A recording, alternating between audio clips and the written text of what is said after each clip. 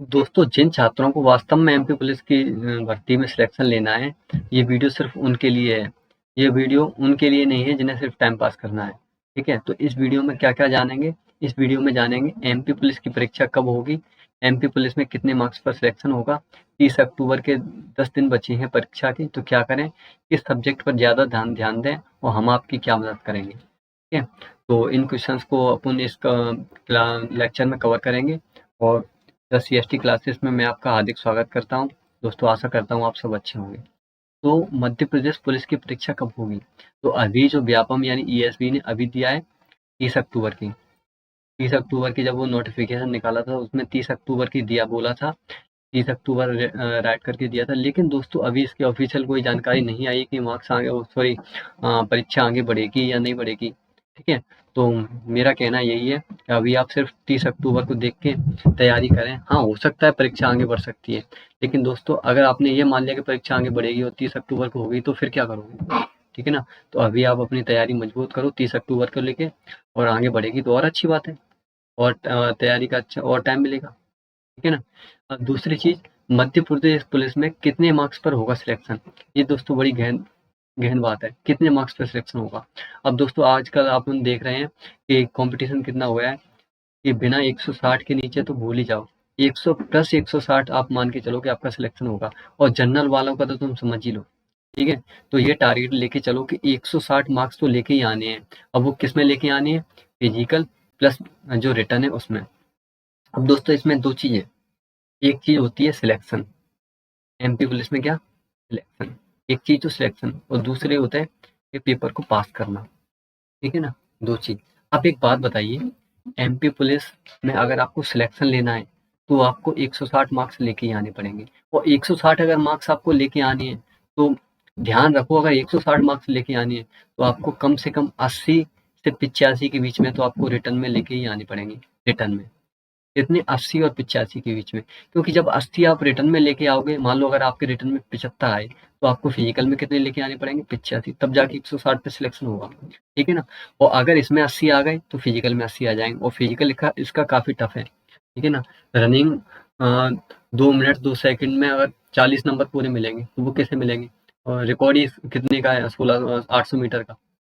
ठीक है, तो ओरिजिनल रिकॉर्ड है ना वो ओलंपिक का, तो वो भी कितने का है? तो वो भाई, ओरिजिनलिटी में आओ।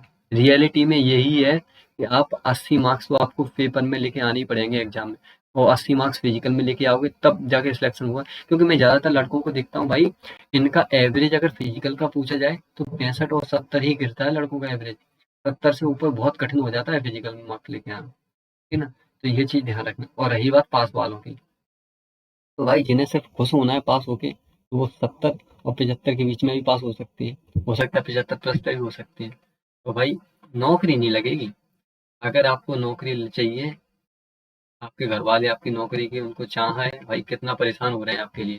ठीक है, आपको पैसे भेज रहे हैं, आप लाइब्रेरी में पढ़ रहे हो, आपका खर्चा उठा रहे हैं, आपको जो चाहिए वो दे रहे हैं, तो उसके लिए क्या करना पड़ेगा भाई, मेहनत तो करनी पड़ेगी। तो अगर आप परीक्षा में अच्छे मार्क्स लेके आओगे तभी जाके सिलेक्शन होगा, क्योंकि आपके मम्मी पापा को आपकी परीक्षा पास नहीं चाहिए, उन्हें आपसे नौकरी चाहिए।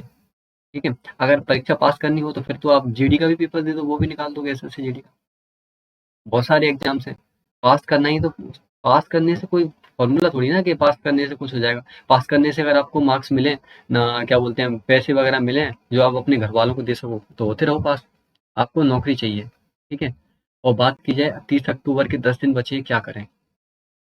तो भाई 30 अक्टूबर के 10 दिन बचे हैं, उसके लिए आपको मैं अगर बताऊं तो आपको क्या लगाना है, सिर्फ मॉक प्लस रिवीजन। रिवीजन, अब वो भी कैसे करना है मॉक और रिवीजन, अगर इसकी बात की जाए तो भाई मॉक की बात की जाए तो मैं तो ये बोला हूँ दिन में 2 मॉक लगाओ। एक प्रीवियस ईयर क्वेश्चंस का, ठीक है, और दूसरा किसी भी वेबसाइट से मॉक, ये दो लगाओ, और दोनों का अच्छी तरह से एनालिसिस करो। बिना एनालिसिस के तो कुछ है ही नहीं भाई। अपनी गलतियों को एक नोटबुक में लिखो और उनको सुधार करो। ठीक है, और रिवीजन, नई चीज पढ़ने की बिल्कुल भी जरूरत नहीं है। रिवीजन में सिर्फ जो तुमने पीछे पढ़ रखा है वही पढ़ो, जो पढ़ रखा है सिर्फ वही, ज्यादा इधर उधर न भटको। तुम जो पढ़ोगे वही परीक्षा में पूछा जाएगा। ठीक है ना, इस सोच से आगे बढ़ो। आगे पढ़े पढ़े तो किस सब्जेक्ट पर ज्यादा ध्यान दें? भाई किस सब्जेक्ट पे ज्यादा ध्यान दें, तो मैं तो यही कहूंगा भाई, मैथ और रीजनिंग 65 क्वेश्चन के आते हैं। 65 क्वेश्चन आते हैं मैथ और रीजनिंग के, और इसमें से अगर आपको सिलेक्शन चाहिए तो भाई कम से कम 60 क्वेश्चन तो सही करने ही पड़ेंगे मैथ और रीजनिंग में मिला के, क्योंकि 60 और 20 मार्क्स आप लेके आ पाओगे जीएस में। जनरल अवेयर्स में 35 में से भाई 20 ही आ पाते हैं। 20 जब बहुत ज़्यादा, अगर तुम इंटेलिजेंट हो तो ज़्यादा से ज़्यादा 25 कर लोगे, ठीक है, तो जाके 85 हो जाएंगे। तो मेरा कहना यही है, मैथ और रीजनिंग में कम से कम 60 मार्क्स लेके आओ, ठीक है। और वो तो फिर ज़्यादा ध्यान देना है आपको, समझ में आ ही गया। मैथ और रीजनिंग पे ज़्यादा ध्यान दो, और साथ में जो भी आप जिस भी स्कूल से आपने जीएस जनरल अवेयरनेस वगैरह पढ़ी हो उसे पढ़ते रहो। थोड़ा करंट पे ध्यान देना, ठीक है। करंट भी पूछी जाती है परीक्षा में ईएसवी की में, और साइंस का भी अच्छा वेटेज रहता है, तो साइंस पे भी ध्यान देना, ठीक है।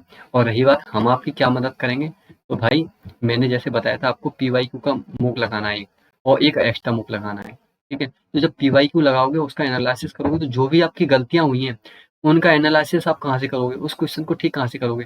तो हमारे इसी चैनल पे एक सीरीज बनी हुई है, यानी प्लेलिस्ट बनी हुई है एमपीपी सीरीज, ठीक है। एमपीपी सीरीज बनी हुई है जिसमें मैंने पीवाईक्यू के पूरे पूरे जो मैथ और रीजनिंग के 65 क्वेश्चन आते हैं, उसमें थंबनेल में आप पढ़ लेना कौन सी तारीख का कौन सा सेट है, ठीक है। वो सब मैंने डाल रखी हैं, मैंने बहुत सारी लेक्चर्स अपलोड कर दिए हैं पहले से ही, उसमें जाके आप एनालिसिस अच्छी तरह कर सकते हो। तो हमारी क्या मदद होगी, जो भी हमारी एमपीपी सीरीज के जो लेक्चर्स हैं, ठीक है, एमपीपी सीरीज के जो लेक्चर्स हैं उसको जाके आप देख सकते हो, जिससे आपका पीवाईक्यू में जो भी गलती होगी वो आप वहाँ पे जाके ठीक कर सकते हो, ठीक है ना। तो ये हमारी तरफ से, और भी जो अगर आपको कोई आपका अगर टॉपिक कमजोर हो जैसे मैथ या रीजनिंग में, तो जो आपको जिसमें बहुत ज़्यादा दिक्कत आ रही हो तो आप कमेंट में बता देना, ठीक है। मैं कोशिश करूँगा, कोशिश क्या, मैं उसे अपलोड कर दूंगा अपने चैनल पे बहुत कम समय में। मतलब जैसे मान लो आपने कोई टॉपिक बताया तो 1 से 1.5 घंटे की वीडियो कोई डालूंगा, ज़्यादा से ज़्यादा 1 से 1.5 घंटे की, उसमें आपका वो पूरा टॉपिक कवर हो जाएगा, ठीक है ना। तो जानकारी कैसी लगी आपको कमेंट में ज़रूर बताइएगा। अगर अच्छा लगे तो लाइक सब्सक्राइब और शेयर करिए, और नहीं लगे तो डिसलाइक करिए, कोई बात नहीं है भाई। राधे राधे, जय राम जी की।